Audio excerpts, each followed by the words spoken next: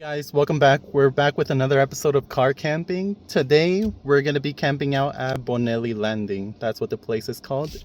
It's going to be next to a really nice lake. And I'm pretty excited because this time around I came well prepared. I brought several snacks, my trunk is full, and I got something exciting that I'm going to be cooking today. So I'm looking forward to that. All I got to do now is start driving to Boneli Landing. So I'll check in with you guys once I get there.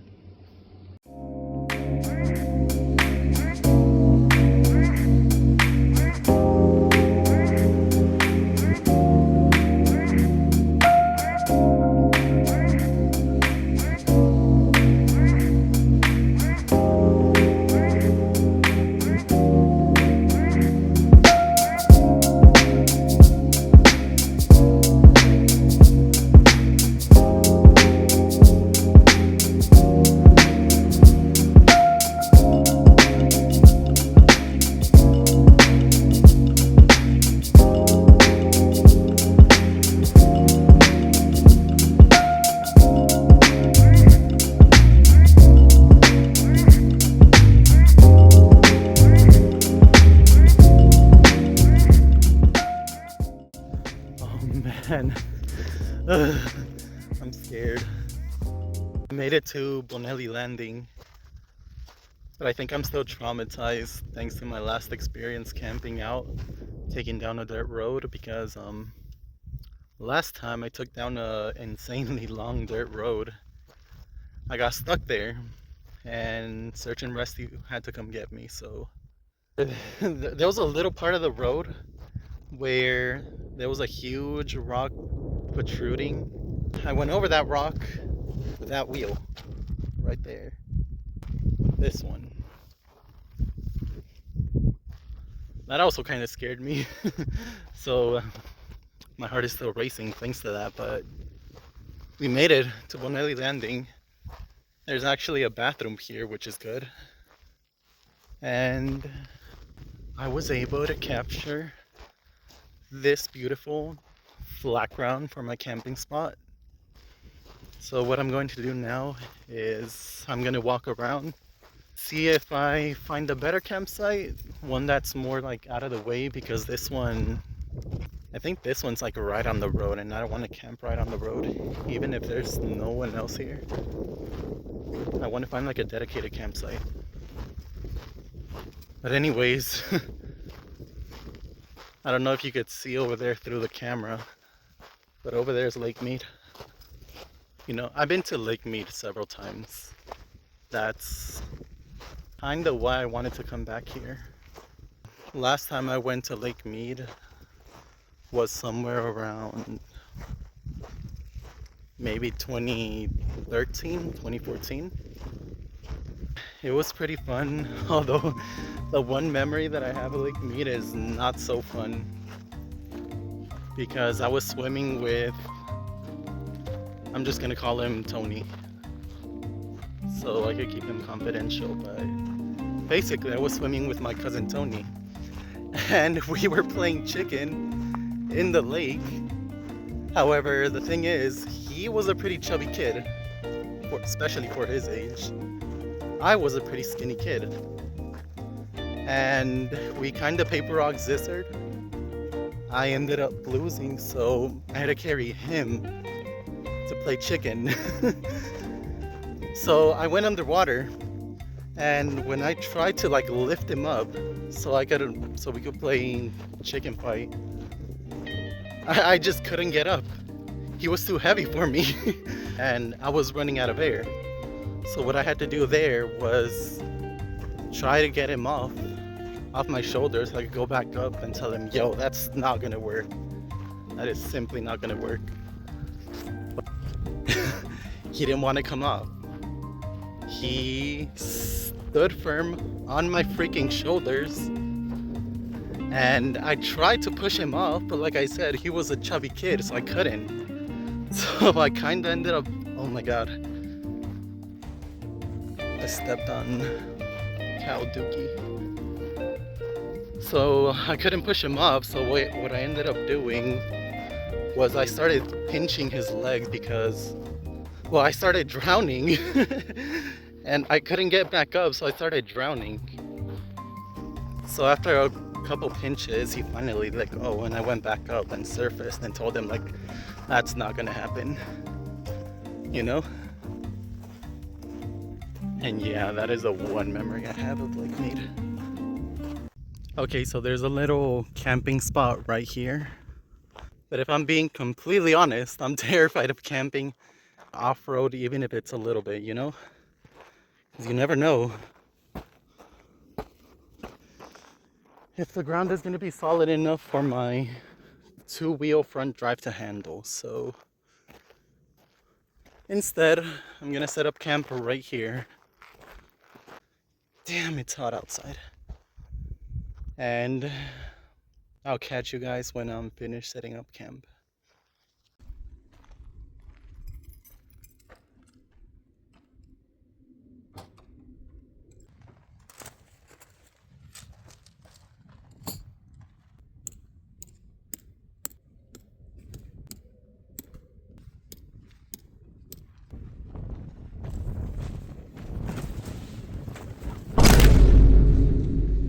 So I had to take the tarp off because it was about to blow away my entire tent.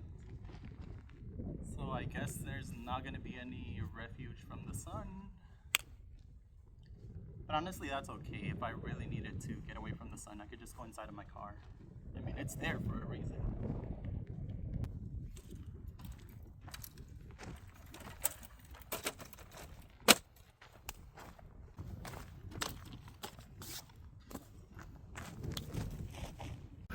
It only took 30 minutes.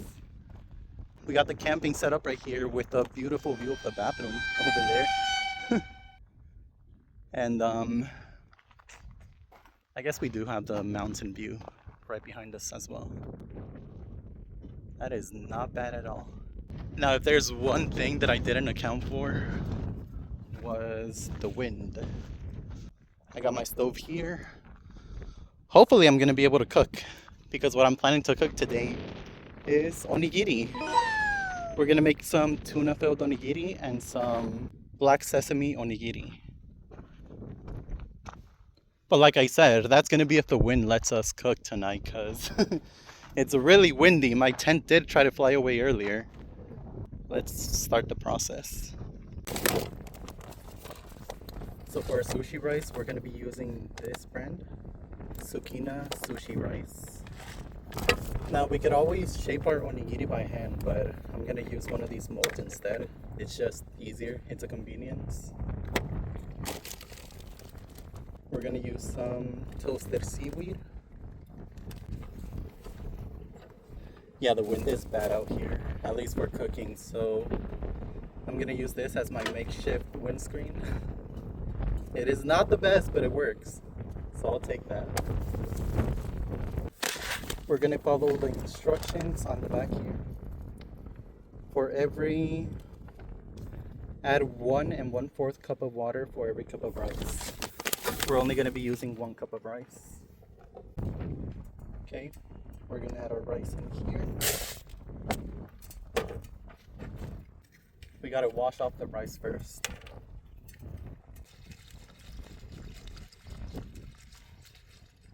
So from what I read online, usually we're supposed to wash this off 3 times. I still want the rice to be a little more sticky than normal, so I'm only gonna wash it off 2 times. We're gonna add our rice to the pan. And just like the instructions said, for every cup of rice, we're supposed to add 1 1/4 cup of water. 1 cup and 1/4 cup. Oh man, the elements are really against me out here.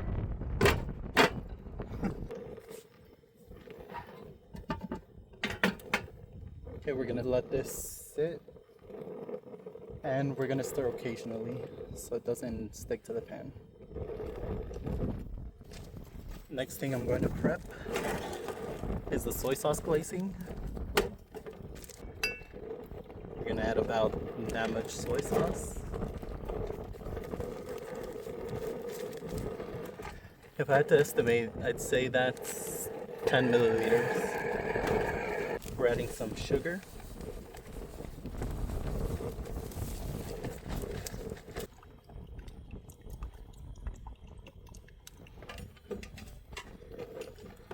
So if you're cooking this in a normal environment, you're supposed to mix this for, it should boil in about 10 minutes. You're supposed to keep it boiling for 10 minutes and then set it on simmer for about 5 more minutes and you should get some pretty good sticky rice. But since my stove is pretty inconsistent, my times are going to be inconsistent. That's not a problem as long as it cooks properly in the end. What matters is the end result. Not the beginning also matters, but not as much as the end result.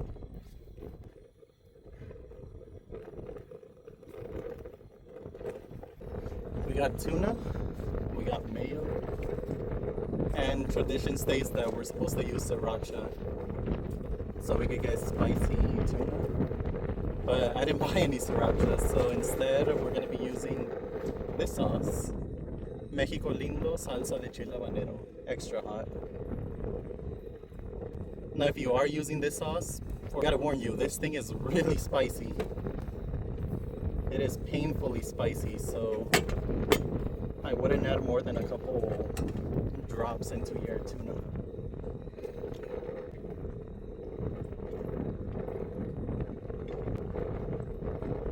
Also, just a disclaimer, I am not a cook. I don't cook. This is me going off of TikTok recipes. That's the only reason I'm actually able to make anything, thanks to TikTok. So shout out to that. But it shouldn't take me too long to learn how to cook. That's kind of why I started this channel in the first place. I wanted to learn how to cook. I also wanted to travel. But I don't really have the funds for it. So my type of travel is going to be car camping and van life. That's the type of travel that I'm interested in.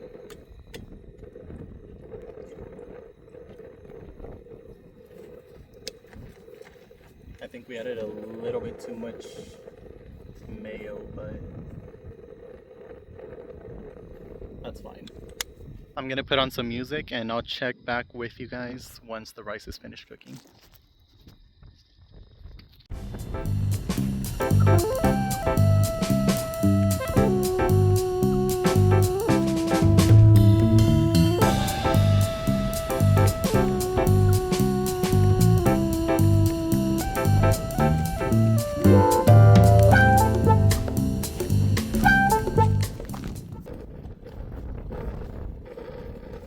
Yeah, I think the rice is ready. Okay. Next thing I'm gonna do, I'm gonna let this cool down a little bit. The next thing we're gonna do is we're gonna get our toasted seaweed and we're going to neatly fold it so we get our even parts. We're gonna set our seaweed paper. That's what we're gonna set down. For this, we could season our rice with just regular salt, but the only type of salt that I have is garlic salt, and I feel like the tuna is already gonna give it a good flavor, so I'm not gonna season it yet. Get our seaweed, shove it in there.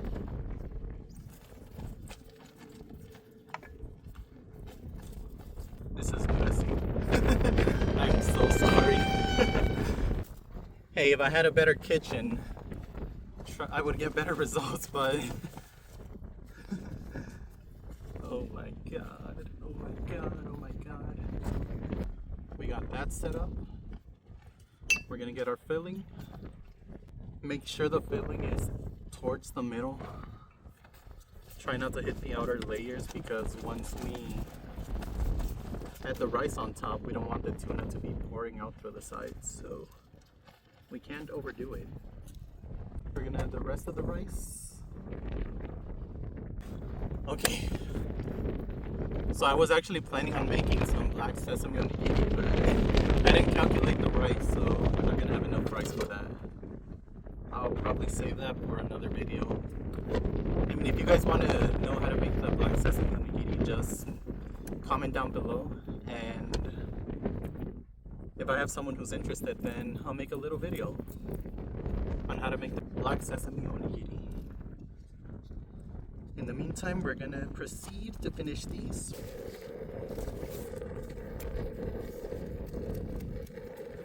We're gonna get our avocado spray.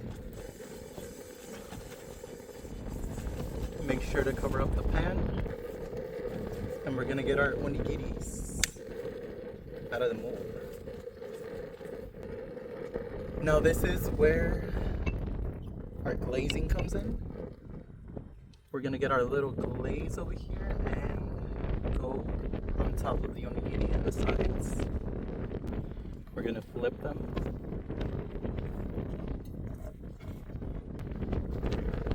Okay, after we flip them, we're gonna glaze the other side.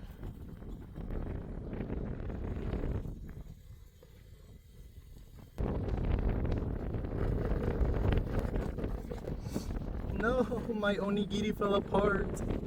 Ah, no.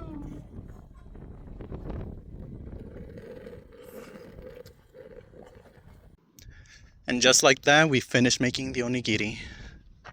Just in time to finish seeing this beautiful sunset. Now, the onigiri didn't come out perfect. But if you ask me, nothing in life can truly be perfect. And this is my first time even attempting to make onigiri. So the fact that it came out like this, cooking in these conditions, while it's this windy, you know, I'd say that's a good 9 out of 10. Okay, there's only one more thing left to do. And that's enjoy my platter of onigiri. Provecho.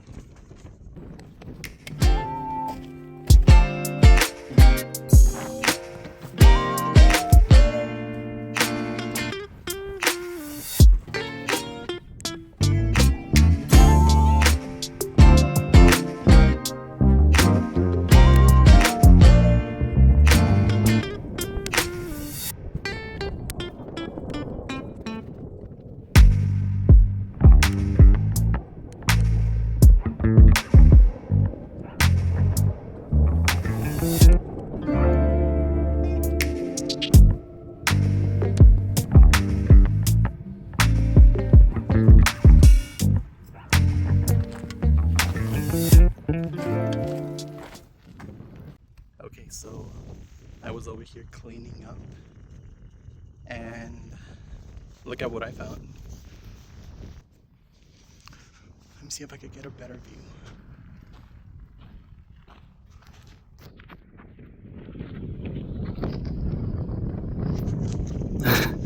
We got a donkey and his kid. I guess Mama's on a hunt for some food.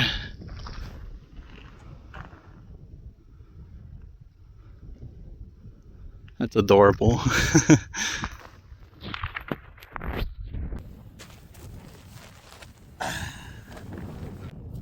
Before it completely turns dark, there's one thing that I wanted to show you guys. And that's my favorite way of making coffee.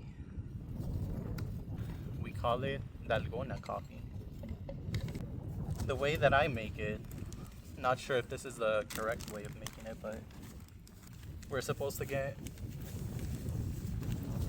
equal parts sugar, equal parts coffee.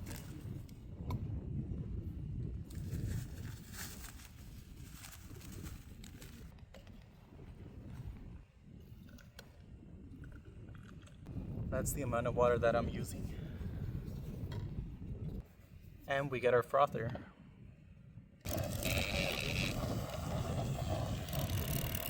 And we simply froth until it has a nice consistency. From what I read, I mean, as you can see, it's already pretty frothed, but we're supposed to keep going for at least 5 minutes. But I usually take about 1 minute, maybe 2 minutes tops. Half and half milk is the best tasting one. It comes out really creamy. My tea's almost ready. And now we add the milk.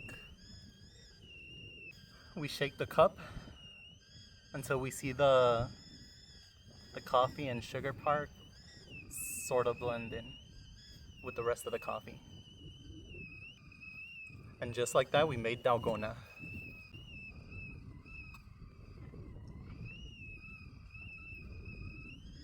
This is so good. It is 7:40 p.m. and there's nothing left to do but to relax. The sun's completely down at this point. My tea is ready. I got it in my cute little container for pom pom purin. It even has the temperature on top. And if I'm being completely honest here, I was not planning on sleeping here. I was just gonna wait till it was like completely dark. I finished recording everything that I wanted to record, and I was gonna pack up and head out of here, which I can still do, but I'm also debating if I should just stay, you know?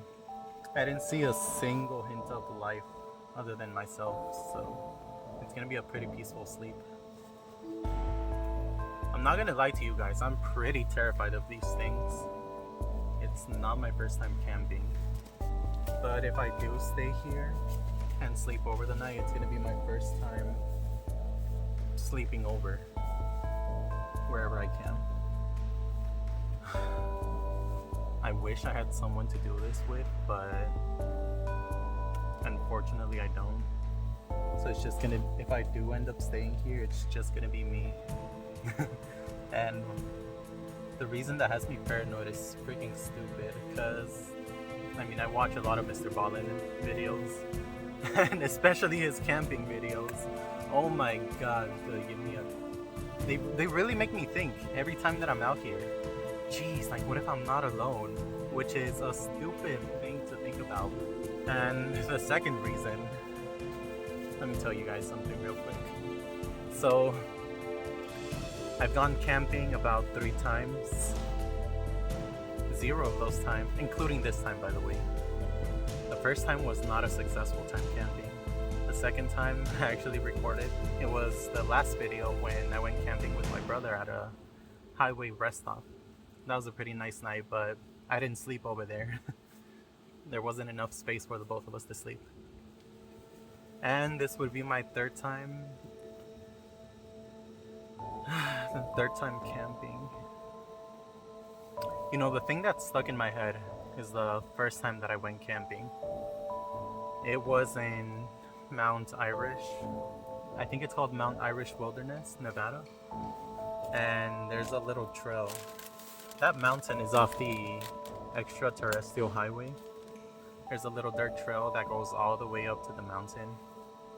And I packed up pretty, not as heavy as I packed up this time. I didn't really take a lot of cooking materials, but I'd say I was well prepared for a normal camping night. So I was climbing up this dirt road. It was really sketchy, by the way. There was like ups, downs, a lot of rocks in the road. It was even icy at some point, so I didn't think my 2-wheel front wheel drive car would make it all the way, but it did somehow. The issue was when I was trying to pull up into the campsite, there was like a little hill, dirt hill, which I thought nothing of, honestly.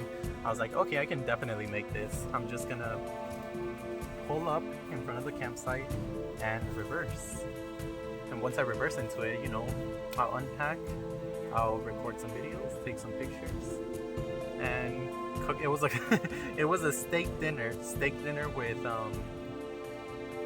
green beans, something like that. The thing is, that camping time went so horribly bad that I just didn't bother recording. First mistake was backing up into the campsite, because the second that I backed up into the campsite, my car got stuck on the little dirt hump. So I was over here like, okay, don't panic. I could just like dig out the car, you know? I'll dig out the car. I didn't have a shovel, by the way. So when I did start to panic, I started desperately digging my car out with my bare hands. And that didn't work, because whenever I pressed on the accelerator so I could try to get out of there, it would just create a bigger hole and the car would sink deeper.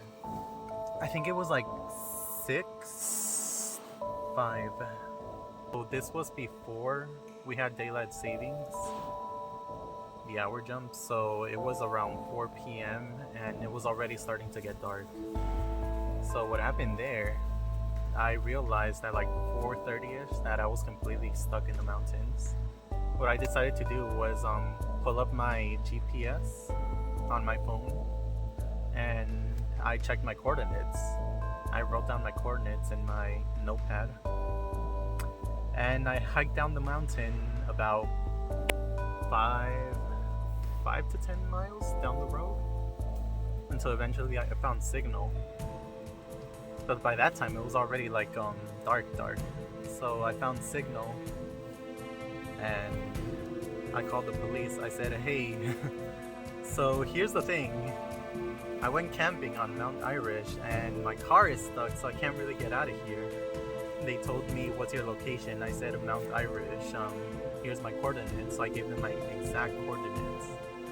By the way, just a little tip for any one of you guys, if you're watching this, if you ever get stuck in a place that has no signal and it's like completely remote, you can still pull up your coordinates on your cell phone. Just open up Google Maps and tap on your location and it should give you the coordinates. Copy and paste that into your notepad. But anyways, I gave out my coordinates and they said they're gonna try to get search and rescue out there, but there's no guarantee that I'm gonna be rescued that night. Do I have any food on me? And I said, yeah, I definitely have food. Like, I'll be fine for one night. They said, okay, cool.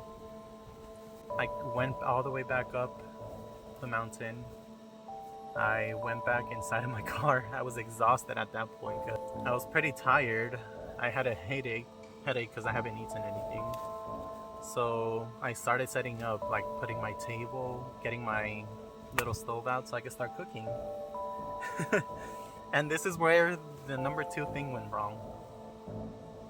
My little stove can support 2 type of fuels, butane fuel and the big canister that I usually use, the propane tank.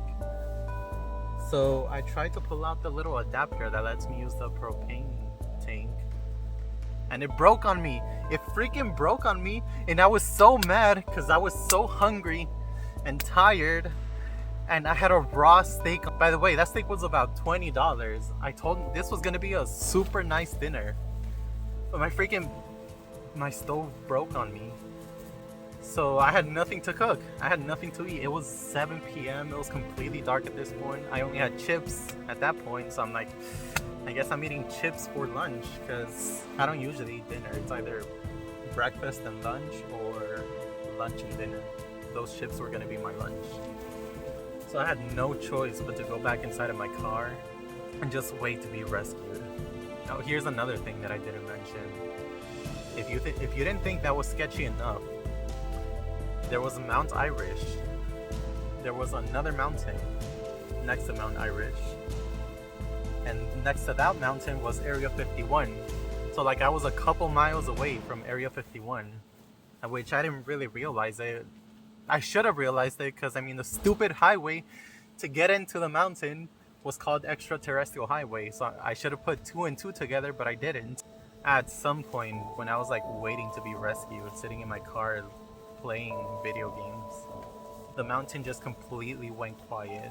And anyone who's been camping in the woods or just camping in general knows that if the place where you're camping at goes completely quiet, it usually means that there's going to be like some sort of predator nearby. That's why the mountains go quiet, the forest goes quiet. And it was pretty quiet. I didn't hear a single thing except my car engine running. I ended up getting rescued at like 8, maybe 9 p.m. Search and rescue came up to me. They put those little I'm not sure what they're called, but they're like little ramps that you put under the car's wheels so it stops slipping and you could get the car out of a mud ditch or whatever. They put one of those under my car and I was able to get out. And they escorted me down the mountain, which was really nice of them. That is exactly why my first time camping was not a great one. Not only did I get stuck on a sketchy dirt road, I got stuck basically at the top of the mountain, a couple miles away from Area 51. And the funny thing is that search and rescue told me like, hey, you do know that this mountain is really close by to Area 51, right? That this is a really sketchy mountain, like it's terrifying in the daytime. So I don't know why you would camp out here at nighttime. And I'm like, it's my first time camping, I didn't know. I had no idea. And they told me that, well, they were probably watching me the whole time that I was on the mountain. Which is crazy to me, because I mean, if they see me, I was over here desperately digging my car out of the mountain, trying to get unstuck. And if somebody was watching me, then why the hell didn't they send help? I mean, it's a given that I wasn't there for a long time, but still. It's a good thing that it took me 30 minutes to realize that I was stuck, for me to be like, okay, I gotta go down the mountain and get some help. So that's pretty much the story on why I'm scared to go down dirt roads now. And I'm also, that kind of ties in to me being scared to camp out here alone too. I mostly blame Mr. Ballin for that part. The whole point of this story is that I haven't decided if I'm gonna stay or not.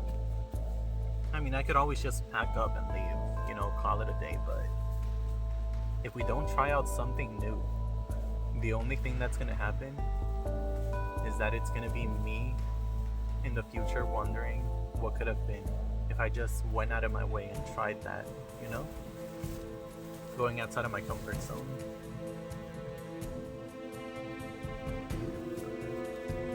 So anyways, I think I'm gonna go outside of my comfort zone. And I think I'm gonna sleep here tonight. I just pray to God that nothing bad happens. I mean, what are the chances that something bad happens? I didn't see a single person out here. I didn't see a single car. The only thing that I saw were helicopters, so... Oh, and the donkeys, but I mean, I was gonna be afraid of some donkeys. To calm my nerves, I'm gonna listen to some music, play some video games. I'm gonna play some Black Ops 2. This is gonna be the difference between me wanting to stay here or not, because if I didn't have any video games, then I would definitely leave by now. So I'm gonna stay here, play some video games. I'll report back to see if I see anything interesting. But if I don't see anything, then I guess this is good night, and I'll see you guys in the morning.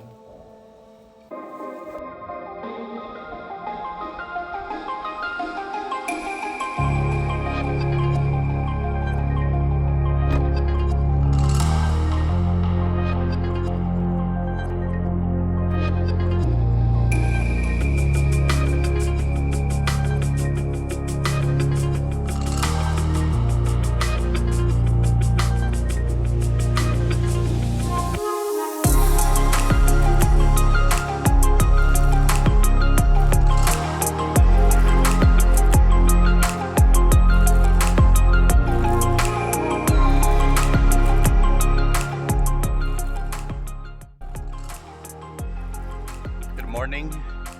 It is 7 in the morning.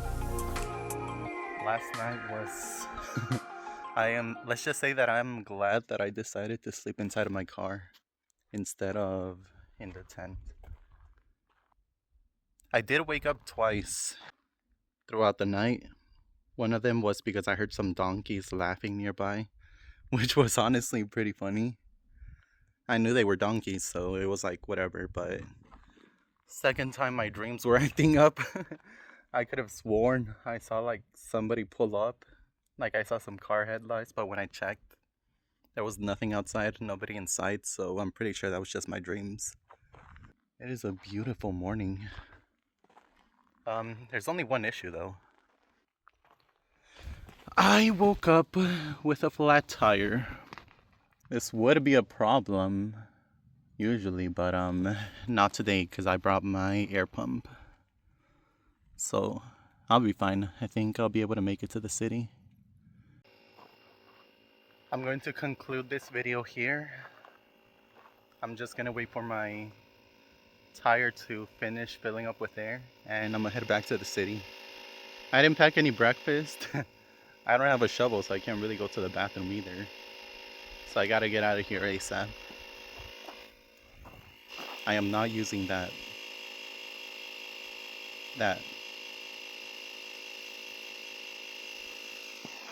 If you enjoyed this video, thank you so much for making it to the end. Please consider subscribing if you enjoy this type of content. I'm gonna be trying to push it out more often because honestly, camping and traveling around is something that I enjoy doing. So I'm gonna try to push out more content like this. Thank you for joining, and I'll see you guys on the next one. Peace.